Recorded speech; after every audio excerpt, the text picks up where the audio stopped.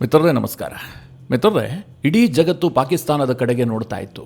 ಯಾಕೆ ಕೇಳಿದ್ರೆ ಅಮೆರಿಕ ಮತ್ತು ಇರಾನ್ನ ನಡುವೆ ಅಲ್ಲಿ ನೇರ ಮಾತುಕತೆ ಆಗ್ತಾ ಇತ್ತು. ಎಲ್ಲವೂ ಸ್ಮೂತ್ ಆಗಿ ಹೋಗ್ತಾ ಇದೆ.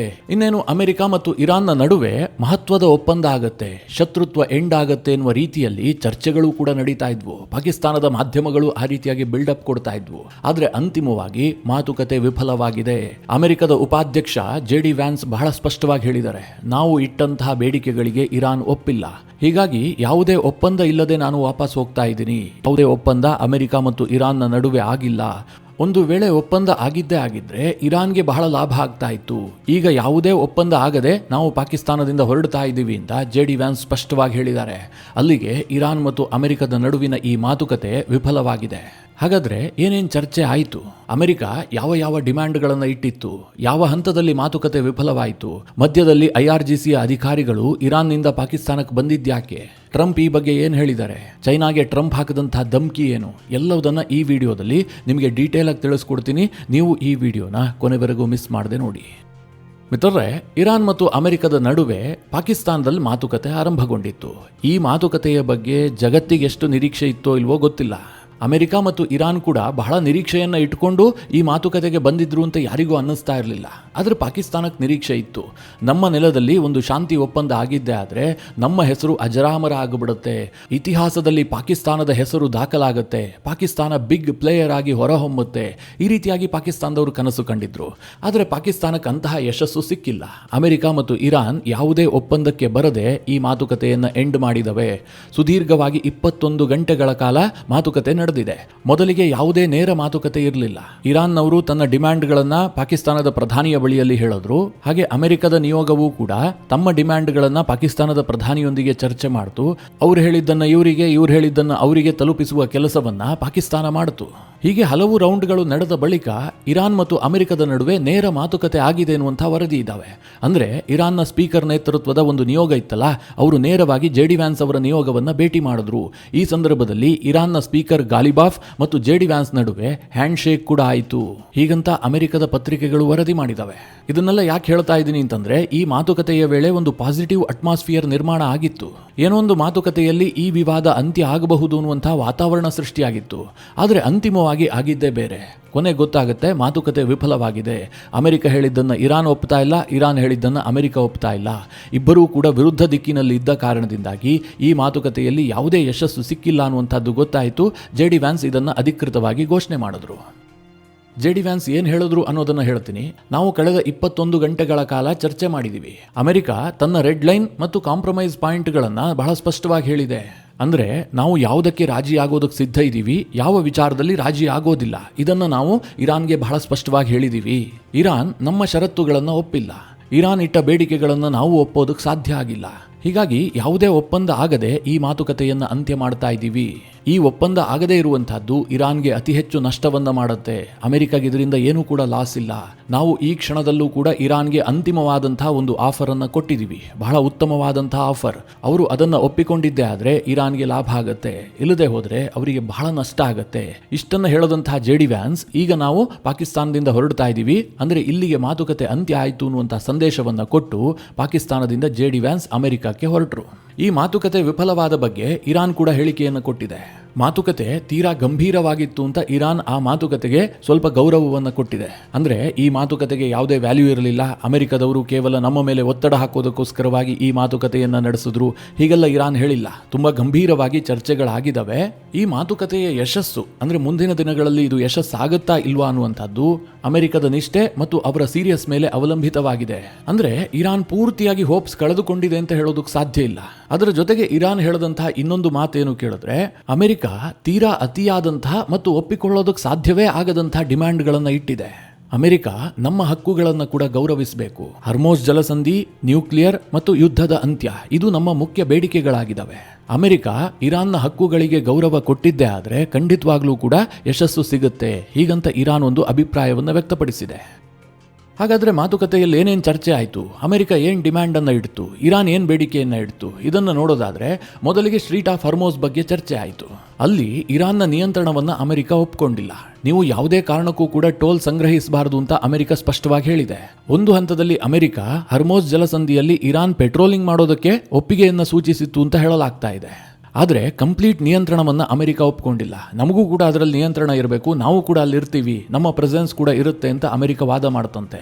ಅದು ಇರಾನ್ಗೆ ಹಿಡಿಸಿಲ್ಲ. ಹರ್ಮೋಸ್ ನಮ್ಮ ಕೈನಲ್ಲೇ ಇರಬೇಕು, ಅದರ ಪೂರ್ಣ ಅಧಿಕಾರ ನಮಗೆ ಸೇರಿದ್ದು ಅಂತ ಇರಾನ್ ವಾದ ಮಾಡಿದೆ. ಆದರೆ ಮುಖ್ಯವಾದಂತಹ ವಿಷಯ ಇರಾನ್ನ ನ್ಯೂಕ್ಲಿಯರ್ ಪ್ರೋಗ್ರಾಮ್. ಇದರ ಬಗ್ಗೆ ಅಮೆರಿಕ ಕಠಿಣ ಷರತ್ತುಗಳನ್ನು ವಿಧಿಸಿತು.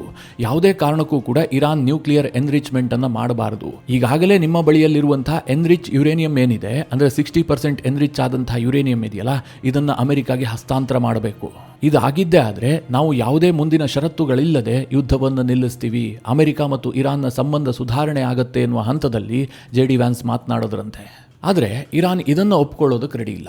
ಯಾವುದೇ ಕಾರಣಕ್ಕೂ ಕೂಡ ನಮ್ಮ ಹಕ್ಕುಗಳನ್ನು ನಾವು ಬಿಟ್ಟುಕೊಡೋದಿಲ್ಲ. ಯುರೇನಿಯಮನ್ನು ನಾವು ನಾಗರಿಕ ಉದ್ದೇಶಕ್ಕೋಸ್ಕರವಾಗಿ ಬಳಸ್ತೀವಿ. ನಾವು ಪವರ್ ಪ್ಲಾಂಟ್ಗಳನ್ನು ನಿರ್ಮಾಣ ಮಾಡಲೇಬೇಕು, ನಮಗೆ ಪವರ್ನ ಅವಶ್ಯಕತೆ ಇದೆ, ಹೀಗೆಲ್ಲ ಇರಾನ್ನವರು ವಾದ ಮಾಡೋದ್ರಂತೆ.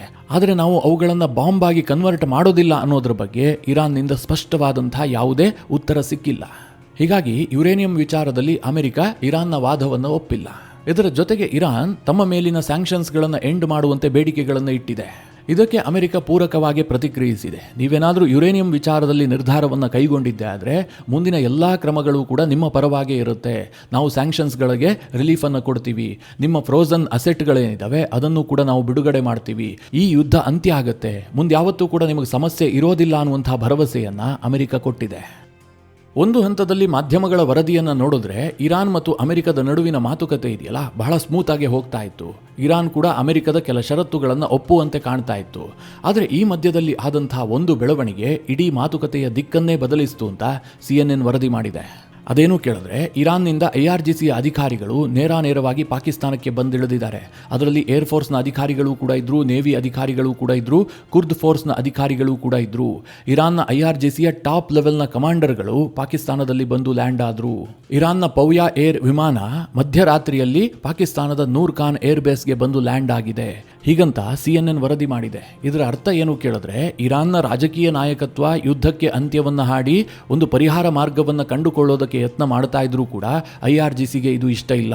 IRGC ಈಗಲೂ ಕೂಡ ನ್ಯೂಕ್ಲಿಯರ್ ವಿಚಾರದಲ್ಲಿ ಅಮೆರಿಕದ ಮಾತನ್ನು ಕೇಳೋದಕ್ಕೆ ಸಿದ್ಧ ಇಲ್ಲ ಅನ್ನುವಂಥದ್ದು ಸ್ಪಷ್ಟ ಆಗ್ತಾ ಇದೆ. ಇದರ ಅರ್ಥ ಏನು ಕೇಳಿದ್ರೆ, ಇರಾನ್ ಟೋಟಲಿ IRGCಯ ಕಂಟ್ರೋಲ್ನಲ್ಲಿದೆ ಅನ್ನುವಂಥದ್ದು ಗೊತ್ತಾಗುತ್ತೆ. ಇನ್ನು ಮಾತುಕತೆ ಎಷ್ಟು ಸೀರಿಯಸ್ ಆಗಿತ್ತು ಅಂತಂದ್ರೆ, ಈ 21 ಗಂಟೆಗಳ ಕಾಲ ಪಾಕಿಸ್ತಾನದಲ್ಲಿ ಇರಾನ್ ಮತ್ತು ಅಮೆರಿಕದ ನಡುವೆ ನೆಗೋಸಿಯೇಷನ್ ಆಯ್ತಲ್ಲ, ಈ ಸಂದರ್ಭದಲ್ಲಿ JD ವ್ಯಾನ್ಸ್ ಅವರಿಗೆ 6 ರಿಂದ 12 ಬಾರಿ ಟ್ರಂಪ್ ಅವರು ಕರೆ ಮಾಡಿದ್ದಾರೆ ಅಂತ ವರದಿಗಳಾಗಿದ್ದಾವೆ. ಅಂದ್ರೆ ಈ ಮಾತುಕತೆಯಲ್ಲಿ JD wands ಭಾಗಿಯಾಗಿರಬಹುದು, Steve Witkoff, ಜಾರಿಡ್ Kushner ಇವರುಗಳು ಇರಬಹುದು. ಜೊತೆಗೆ ವೈಟ್ ಹೌಸ್ ಕೂಡ ಈ ಮಾತುಕತೆಯಲ್ಲಿ ಇನ್ವಾಲ್ವ್ ಆಗಿತ್ತು. ಅವರು ನೇರವಾಗಿ ಇಲ್ಲೇನ್ ಆಗ್ತಾ ಇದೆ, ಏನ್ ಚರ್ಚೆ ಆಗ್ತಾ ಇದೆ, ಪ್ರತಿಯೊಂದು ಅಪ್ಡೇಟ್ಗಳನ್ನು ತೆಗೆದುಕೊಳ್ತಾ ಇದ್ರು. ಟ್ರಂಪ್ ಅವರು ಪ್ರತಿ ಕ್ಷಣದ ಮೇಲೆ ನಿಗಾ ಇಟ್ಟಿದ್ರು ಅನ್ನುವಂಥದ್ದು ಗೊತ್ತಾಗ್ತಾ ಇದೆ. ಇದಕ್ಕೆ ಮಧ್ಯದಲ್ಲಿ ಟ್ರಂಪ್ ಅವರ ಟ್ರೂತ್ ಸೋಷಿಯಲ್ ಪೋಸ್ಟ್ ನೋಡಿದ್ರೆ ಗೊತ್ತಾಗುತ್ತೆ. ಅವ್ರು ಹೇಳ್ತಾರೆ, ಐ ಡೋಂಟ್ ಕೇರ್, ಈ ಮಾತುಕತೆಯಿಂದ ಏನು ಹೊರಗೆ ಬರುತ್ತೆ, ಇದರ ಔಟ್ಕಮ್ ಏನು, ಇದು ಯಾವುದು ಕೂಡ ನನಗೆ ಮ್ಯಾಟರ್ ಆಗೋದಿಲ್ಲ. ಇರಾನ್ ಬಳಿಯಲ್ಲಿ ಈಗ ಯಾವುದೇ ಸೇನಾ ಸಾಮರ್ಥ್ಯ ಇಲ್ಲ, ಅವರ ಅಲಿ ಖಮೇನಿಯನ್ನು ನಾವು ಹತ್ಯೆ ಮಾಡಿಬಿಟ್ಟಿದ್ದೀವಿ. ಈ ಮಾತುಕತೆ ಯಾವುದೇ ರೀತಿಯಲ್ಲಿ ಎಂಡ್ ಆದರೂ ಕೂಡ ಅದು ನನಗೆ ಪ್ರಭಾವ ಬೀರೋದಿಲ್ಲ, ಹೀಗಂತ ಟ್ರಂಪ್ ಅವರು ಮಧ್ಯದಲ್ಲೇ ಟ್ರೂತ್ ಸೋಷಿಯಲ್ ಪೋಸ್ಟ್ ಮಾಡಿ ತಿಳಿಸಿದ್ರು. ಅಂದರೆ ಈ ಮಾತುಕತೆ ಟ್ರಂಪ್ ಅವರ ಅಣತಿಯಂತೆ ನಡೀತಾ ಇಲ್ಲ, ಇರಾನ್ ಅದಕ್ಕೆಲ್ಲ ಒಪ್ಕೊಳ್ತಾ ಇಲ್ಲ ಅನ್ನುವಂಥದ್ದು ಕನ್ಫರ್ಮ್ ಆಗಿತ್ತು. ಈ ನಡುವೆ ಟ್ರಂಪ್ ಚೈನಾಗೂ ಕೂಡ ಒಂದು ಎಚ್ಚರಿಕೆ ಕೊಟ್ಟಿದ್ದಾರೆ. ಚೈನಾ ಇರಾನ್ಗೆ ಏನಾದರೂ ವೆಪನ್ ಅನ್ನು ಕೊಟ್ಟಿದ್ದೇ ಆದರೆ ಅದು ಬಿಗ್ ಪ್ರಾಬ್ಲಮ್ ಅನ್ನು ಫೇಸ್ ಮಾಡಬೇಕಾಗತ್ತೆ. ಅಂತಹ ಸಾಹಸಕ್ಕೆ ಚೈನಾ ಕೈ ಹಾಕಬಾರದು ಅಂತ ಟ್ರಂಪ್ ಎಚ್ಚರಿಸಿದ್ದಾರೆ. ನಿಮಗೆ ನಿನ್ನೆಯ ವಿಡಿಯೋದಲ್ಲಿ ಮಾಹಿತಿ ಕೊಟ್ಟಿದ್ದೆ, ಚೈನಾದಿಂದ ದೊಡ್ಡ ಪ್ರಮಾಣದಲ್ಲಿ ಶಸ್ತ್ರಾಸ್ತ್ರಗಳನ್ನು ಇರಾನ್ಗೆ ತಲುಪಿಸೋದಕ್ಕೆ ಯತ್ನಗಳು ನಡೀತಾ ಇದ್ದಾವೆ. ಈ ಮಾಹಿತಿ ಅಮೆರಿಕದ ಇಂಟೆಲಿಜೆನ್ಸ್ಗೆ ಸಿಕ್ಕಿದೆ ಅಂತ ಅಮೆರಿಕದ ಪತ್ರಿಕೆಗಳೇ ವರದಿ ಮಾಡಿದ್ವು. ಈ ನಡುವೆ ಟ್ರಂಪ್ ಕೂಡ ಎಚ್ಚರಿಸಿದ್ದಾರೆ, ಚೈನಾ ಇಂತಹ ಸಾಹಸಕ್ಕೆ ಕೈ ಹಾಕಬಾರದು ಅಂತ. ಮಿತ್ರರೇ, ಇದು ಮುಂದಿನ ದಿನಗಳಲ್ಲಿ ಚೈನಾ ಕಡೆಗೂ ಕೂಡ ಸ್ವಲ್ಪ ಸಂಘರ್ಷ ತಿರುಗುವಂತಹ ಸಾಧ್ಯತೆಗಳಿದ್ದಾವೆ. ಒಂದು ವೇಳೆ ಚೈನಾ ಏನಾದರೂ ನಿಜವಾಗ್ಲೂ ಕೂಡ ಶಸ್ತ್ರಾಸ್ತ್ರವನ್ನು ಇರಾನ್ಗೆ ಕಳುಹಿಸಿದ್ದೇ ಆದರೆ ಅಮೆರಿಕ ವಿಪರೀತ ಪ್ರಮಾಣದಲ್ಲಿ ಚೈನಾದ ಮೇಲೆ ಸ್ಯಾಂಕ್ಷನ್ಸ್ಗಳನ್ನು ಹಾಕಬಹುದು. ಮುಂದಿನ ದಿನಗಳಲ್ಲಿ ಅಮೆರಿಕ ಮತ್ತು ಚೈನಾದ ನಡುವೆ ಇದೇ ವಿಚಾರ ಬಹಳ ತಿಕ್ಕಾಟಕ್ಕೆ ಕಾರಣ ಆದರೂ ಕೂಡ ಆಗಬಹುದು. ಈಗ ಮಿತ್ರರೇ, ಇರಾನ್ ಮತ್ತು ಅಮೆರಿಕದ ನಡುವೆ ಈಗ ಮಾತುಕತೆ ವಿಫಲವಾಯ್ತಲ್ಲ, ಮುಂದೇನು? ಅಮೆರಿಕ ಯುದ್ಧ ಶುರು ಮಾಡಿಬಿಡುತ್ತಾ? ಈ ತಕ್ಷಣವೇ ಯುದ್ಧ ಶುರುವಾಗುತ್ತಾ? ಅಥವಾ ಈ 14 ದಿನದ ಯುದ್ಧ ವಿರಾಮ ಹಾಗೆ ಮುಂದುವರಿಯುತ್ತಾ? ಇದು ಯಾವುದಕ್ಕೂ ಕೂಡ ಈಗಲೇ ಉತ್ತರ ಹೇಳೋದಕ್ಕೆ ಸಾಧ್ಯ ಇಲ್ಲ. ಸದ್ಯಕ್ಕೆ ನೇರ ಮಾತುಕತೆ ಅಂತ್ಯ ಆಗಿದೆ. ಪಾಕಿಸ್ತಾನ ಮಾಡಿದಂತಹ ಪ್ರಯತ್ನ ವಿಫಲವಾಗಿದೆ. ಆದರೆ ಪಾಕಿಸ್ತಾನಕ್ಕೆ ಅಮೆರಿಕ ಪ್ರಶಂಸೆಯನ್ನು ಕೊಟ್ಟಿದೆ. ಹೌದು, ತುಂಬ ಚೆನ್ನಾಗಿ ಕೆಲಸ ಮಾಡಿದ್ದಾರೆ, ಇದರಲ್ಲಿ ಪಾಕಿಸ್ತಾನದ ಪಾತ್ರ ಬಹಳ ನಿರ್ಣಾಯಕವಾಗಿತ್ತು, ಅವ್ರ ಕೆಲಸ ಅವ್ರು ಚೆನ್ನಾಗಿ ಮಾಡಿದ್ದಾರೆ, ಆದರೆ ಒಪ್ಪಂದ ಆಗಿಲ್ಲ ಹೀಗಂತ ಅಮೆರಿಕ ಹೇಳ್ಕೊಂಡಿದೆ. ಮುಂದೇನು ಅನ್ನೋದಕ್ಕೆ ಸ್ಪಷ್ಟ ಉತ್ತರಗಳು ಎರಡೂ ಕಡೆಯಿಂದ ಇಲ್ಲ. ಟ್ರಂಪ್ ಈಗಾಗಲೇ ಎಚ್ಚರಿಕೆ ಕೊಟ್ಟಿರೋದೇನು ಕೇಳಿದ್ರೆ, ಈ ಮಾತುಕತೆ ವಿಫಲವಾಗಿದ್ದೇ ಆದರೆ ನಾವು ಯುದ್ಧ ಮಾಡ್ತೀವಿ, ನಮ್ಮ ವೆಪನ್ಗಳನ್ನು ನಾವು ಲೋಡ್ ಮಾಡಾಗಿದೆ ಹೀಗಂತ ಟ್ರಂಪ್ ಎಚ್ಚರಿಕೆ ಕೊಟ್ಟಿದ್ದಾರೆ. ಆದರೆ JD ವ್ಯಾನ್ಸ್ ಅಂತಹ ಎಚ್ಚರಿಕೆಗಳನ್ನು ಪಾಕಿಸ್ತಾನದಲ್ಲಿ ನಿಂತ್ಕೊಂಡು ಇರಾನ್ಗೆ ಕೊಟ್ಟಿಲ್ಲ. ಯಾಕೆ ಅಂತಂದರೆ JD ವ್ಯಾನ್ಸ್ ಟ್ರಂಪ್ ಅಲ್ಲ, ಅವರು ತುಂಬ ಇಂಟೆಲೆಕ್ಚುವಲ್ ಪರ್ಸನ್. ಏನು ಮಾತನಾಡಬೇಕು, ಏನು ಮಾತನಾಡಬಾರದು ಇದೆಲ್ಲದರ ಬಗ್ಗೆ ಸ್ಪಷ್ಟತೆ ಇದೆ. ಹೀಗಾಗಿ JD ವ್ಯಾನ್ಸ್ ಸ್ವಲ್ಪ ಜೆಂಟಲ್ಮ್ಯಾನ್ ರೀತಿಯಲ್ಲೇ ಈ ಎಲ್ಲ ವಿಚಾರವನ್ನು ಹ್ಯಾಂಡಲ್ ಮಾಡಿದ್ದಾರೆ. ಜೊತೆಗೆ ನಾವು ಫೈನಲ್ ಆಗಿ ಒಂದು ಆಫರನ್ನು ಇರಾನ್ಗೆ ಕೊಟ್ಟು ಹೋಗ್ತಾ ಇದ್ದೀವಿ ಅನ್ನೋದನ್ನು ಕೂಡ ಹೇಳಿದ್ದಾರೆ. ಆ ಆಫರ್ ಬಗ್ಗೆ ಇರಾನ್ ಏನು ಹೇಳುತ್ತೆ ಅನ್ನೋದ್ರ ಬಗ್ಗೆ ಸ್ಪಷ್ಟತೆ ಇಲ್ಲ. ಇರಾನ್ ಕೆಲವೇ ಕ್ಷಣಗಳಲ್ಲಿ ಮೀಡಿಯಾಗೆ ಬ್ರೀಫ್ ಮಾಡುತ್ತೆ ಅಂತ ಹೇಳಿ ಪಾಕಿಸ್ತಾನದ ಮಾಧ್ಯಮಗಳು ವರದಿ ಮಾಡ್ತಾ ಇದ್ದಾವೆ. ಆದರೆ ನಾನು ಈ ವಿಡಿಯೋ ರೆಕಾರ್ಡ್ ಮಾಡುವಂಥ ಈ ಸಂದರ್ಭದವರೆಗೆ ಇರಾನ್ನ ನಿಯೋಗ ಯಾವುದೇ ರೀತಿಯಲ್ಲೂ ಹೇಳಿಕೆಯನ್ನು ಕೊಟ್ಟಿರಲಿಲ್ಲ. ಇರಾನ್ನ ವಿದೇಶಾಂಗ ಇಲಾಖೆಯ ವಕ್ತಾರರು ಮಾತ್ರ ಈ ಮಾತುಕತೆ ವಿಫಲವಾಗಿದೆ ಅನ್ನೋದನ್ನು ತಿಳಿಸಿದ್ರು. ಹೀಗಾಗಿ ಯುದ್ಧ ಶುರುವಾಗುವಂತಹ ಸಾಧ್ಯತೆಗಳು ಜಾಸ್ತಿ ಇದ್ದಾವೆ. ಯಾಕೆಂದರೆ ನ್ಯೂಕ್ಲಿಯರ್ ವಿಚಾರದಲ್ಲಿ ಇರಾನ್ ಸ್ಪಷ್ಟವಾಗಿ ಯಾವುದೇ ಭರವಸೆಯನ್ನು ಕೊಡ್ತಾ ಇಲ್ಲ. ಅಮೆರಿಕ ಆ ವಿಚಾರವನ್ನು ಬಿಟ್ಟು ಮಾತುಕತೆಯಲ್ಲಿ ಮುಂದುವರಿಯೋದಕ್ಕೆ ಇಷ್ಟಪಡ್ತಾ ಇಲ್ಲ. ಈ ಕಾರಣದಿಂದ ಯುದ್ಧ ಮುಂದುವರಿಯುವಂತಹ ಸಾಧ್ಯತೆಗಳು ಜಾಸ್ತಿ ಇದ್ದಾವೆ. ಆದರೆ ಈ ಮಾತುಕತೆಯಿಂದ ಒಂದು ಸ್ಪಷ್ಟ ಆಗ್ತಿರೋದೇನು ಕೇಳಿದ್ರೆ, ಇರಾನ್ನ ನಾಯಕತ್ವಕ್ಕೆ ಯುದ್ಧ ಬೇಕಾಗಿಲ್ಲ. ಅವರು ಮಾತುಕತೆ ಮೂಲಕವಾಗಿ ಇದನ್ನು ಪರಿಹಾರ ಮಾಡಿಕೊಳ್ಳೋದಕ್ಕೆ ಈಗಲೂ ಕೂಡ ಉತ್ಸಾಹವನ್ನು ತೋರಿಸ್ತಾ ಇದ್ದಾರೆ. ಆದರೆ ಇರಾನ್ನ ಸೇನೆ ಇದೆಯಲ್ಲ, ಅವರಿಗೆ ಈ ಮಾತುಕತೆಯಲ್ಲಿ ಇಂಟ್ರೆಸ್ಟ್ ಇಲ್ಲ. ಅವರು ಅಮೆರಿಕವನ್ನು ಸೋಲಿಸ್ತೀವಿ ಅಂತ ಈಗಲೂ ಕೂಡ ಭರವಸೆಯನ್ನು ಇಟ್ಕೊಂಡಿದ್ದಾರೆ. ಇದರ ನಡುವೆ ಭಾರತದಲ್ಲಿ ಏನು ಚರ್ಚೆ ಆಗ್ತಾ ಇತ್ತು ಗೊತ್ತಾ? ಟ್ರಂಪ್ ಅವರು ಸೋತ್ ಬಿಟ್ಟಿದಾರ್ರಿ, ಅವರು ಸೋತೆ ಮಾತುಕತೆಗೆ ಬಂದಿದ್ದಾರೆ, ಅವ್ರಿಗಿನ್ನು ಯುದ್ಧ ಮುಂದುವರಿಸೋದಕ್ಕೆ ಸಾಧ್ಯ ಆಗ್ತಾ ಇಲ್ಲ ಅಂತ. ಮಿತ್ರರೇ, ಅಮೆರಿಕ ಸೋತಿದೆ, ಅವರಿಗೇನೋ ಬಹಳ ನಷ್ಟ ಆಗಿಬಿಟ್ಟಿದೆ, ಈ ಯುದ್ಧವನ್ನು ಕಂಟಿನ್ಯೂ ಮಾಡೋದಕ್ಕೆ ಸಾಧ್ಯ ಇಲ್ಲ ಅಂತಂದ್ರೆ ನಗು ಬರುವಂತಹ ವಿಚಾರ. ಸುಮ್ಮನೆ ನಾವು ಬಾಯಿ ಚಪಲಕ್ಕೆ ಅಂತಹ ಹೇಳಿಕೆಗಳನ್ನು ಕೊಡಬೇಕು. ಅಮೆರಿಕದ ಸೈನಿಕ ಸಾಮರ್ಥ್ಯದ ಬಗ್ಗೆ ಸ್ವಲ್ಪ ಅರಿವಿದ್ದವರು ಅಂತಹ ಮಾತುಗಳನ್ನು ಆಡೋದಿಲ್ಲ. ಇರಾನ್ ಇನ್ನೂ ಸಹ ರಿಟಾಲಿಯೇಟ್ ಮಾಡ್ತಾ ಇದೆ ಎನ್ನುವ ಕಾರಣಕ್ಕೋಸ್ಕರವಾಗಿ ಅವರು ಗೆದ್ದು ಬಿಟ್ರು, ಅಮೆರಿಕ ಸೋತಿದೆ ಅಂತ ಹೇಳೋದಿದೆಯಲ್ಲ, ಅದು ಮೂರ್ಖತನ ಆಗತ್ತೆ. ಅಮೆರಿಕ ಏನು ಯತ್ನ ಮಾಡ್ತಾ ಇದೆ ಗೊತ್ತಾ? ನಾವು ಅಂತಿಮ ಕ್ಷಣದವರೆಗೂ ಕೂಡ ಮಾತುಕತೆಗೆ ಸಿದ್ಧ ಇದ್ವಿ. ನಾವು ಇರಾನ್ನಿಂದ ಕೇವಲ ನ್ಯೂಕ್ಲಿಯರ್ ಭರವಸೆಯನ್ನು ಮಾತ್ರ ಬಯಸ್ತಾ ಇದ್ವಿ. ಅವರೇನಾದರೂ ನ್ಯೂಕ್ಲಿಯರ್ ಅನ್ನು ಕೈ ಬಿಟ್ಟಿದ್ದೇ ಆಗಿದ್ರೆ ನಾವು ಈ ಯುದ್ಧವನ್ನು ಮಾತುಕತೆಯ ಮೂಲಕ ಬಗೆಹರಿಸ್ತಾ ಇದ್ವಿ, ಅಂತ್ಯ ಹಾಡ್ತಾ ಇದ್ವಿ. ಈ ಸಂದೇಶವನ್ನು ಅಮೆರಿಕ ಜಗತ್ತಿಗೆ ಕೊಡಬೇಕಾಗಿತ್ತು.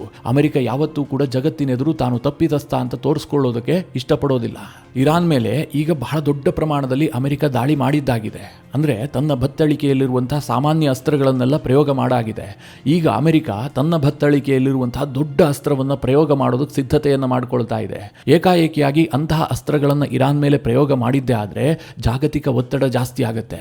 ಅಮೆರಿಕ ಇನ್ಮುಂದೆ ಏನಾದರೂ ಯುದ್ಧ ಕಂಟಿನ್ಯೂ ಆದರೆ ಬಳಸುವಂತಹ ಅಸ್ತ್ರ ನ್ಯೂಕ್ಲಿಯರ್ ವೆಪನ್ ಅಂತ ನಾನಂತೂ ಹೇಳೋದಿಲ್ಲ. ಇರಾನ್ಗೆ ಬಹಳ ದೊಡ್ಡ ಹಾನಿ ಮಾಡಬಹುದಾದಂತಹ ಕೆಲ ಅಸ್ತ್ರಗಳನ್ನು ಅಮೆರಿಕ ತನ್ನ ಬಳಿಯಲ್ಲಿ ಇಟ್ಕೊಂಡಿದೆ. ಮುಂದಿನ ದಿನಗಳಲ್ಲಿ ಅದನ್ನು ಅವರು ಪ್ರಯೋಗ ಮಾಡಬಹುದು. ಅದಕ್ಕೆ ಮುಂಚಿತವಾಗಿ ಅವರೊಂದು ಚಾನ್ಸ್ ಅನ್ನು ಕೂಡ ಕೊಟ್ಟಿರಬಹುದು. ಒಟ್ಟಿನಲ್ಲಿ ಇರಾನ್ ಈ ರೀತಿಯ ಮೊಂಡುತನವನ್ನು ಪ್ರದರ್ಶನ ಮಾಡ್ತಿರೋದಿದೆಯಲ್ಲ, ಅವರಿಗೆ ದುಬಾರಿಯಾಗಿ ಪರಿಣಮಿಸಬಹುದು. ಭಾರತದಲ್ಲಿ ಕೆಲವರು ಹೇಳ್ತಾ ಇದ್ರಲ್ಲ, ಇರಾನ್ನಿಂದ ಭಾರತ ನೋಡಿ ಕಲಿಬೇಕು, ಯಾವ ರೀತಿಯಾಗಿ ದಿಟ್ಟವಾಗಿ ನಿರ್ಧಾರವನ್ನು ಕೈಗೊಳ್ತಾ ಇದ್ದಾರೆ ಅಂತ. ಮಿತ್ರರೇ, ಜಿಯೋಪಾಲಿಟಿಕ್ಸ್ನಲ್ಲಿ ಬುದ್ಧಿವಂತಿಕೆ ಮುಖ್ಯವೇ ಹೊರತು ಮೊಂಡುತನ ಅಲ್ಲ. ಈ ವಿಚಾರದಲ್ಲಿ ಮುಂದೆ ಏನೇ ಡೆವಲಪ್ಮೆಂಟ್ ಆದರೂ ಕೂಡ ನಿಮಗೆ ವಿಡಿಯೋ ಮಾಡಿ ತಿಳಿಸುವಂತಹ ಪ್ರಯತ್ನ ಮಾಡ್ತೀನಿ. ಈ ವಿಷಯದ ಕುರಿತಾಗಿ ನಿಮ್ಮ ಅನಿಸಿಕೆ ಅಭಿಪ್ರಾಯಗಳೇನು ಕಮೆಂಟ್ ಮಾಡುವ ಮೂಲಕ ನಮಗೆ ತಿಳಿಸಿ. ಹಾಗೆ ನಿಮಗೆ ಈ ವಿಡಿಯೋ ಇಷ್ಟವಾದರೆ ಲೈಕ್ ಮಾಡಿ. ಜೊತೆಗೆ ನೀವಿನ್ನೂ ನಿಮ್ಮ ನೆಚ್ಚಿನ ಸಂಸ್ಕಾರ ಸೌರಭ ಯೂಟ್ಯೂಬ್ ಚಾನಲ್ನ ಸಬ್ಸ್ಕ್ರೈಬ್ ಮಾಡಿಲ್ಲ ಅಂತಾದರೆ ಈ ಕೂಡಲೇ ಸಬ್ಸ್ಕ್ರೈಬ್ ಮಾಡಿ. ಮುಂದಿನ ಎಲ್ಲ ಅಪ್ಡೇಟ್ಗಳ ನೋಟಿಫಿಕೇಷನ್ಗಾಗಿ ಬೆಲ್ ಐಕಾನ್ ಒತ್ತಿ.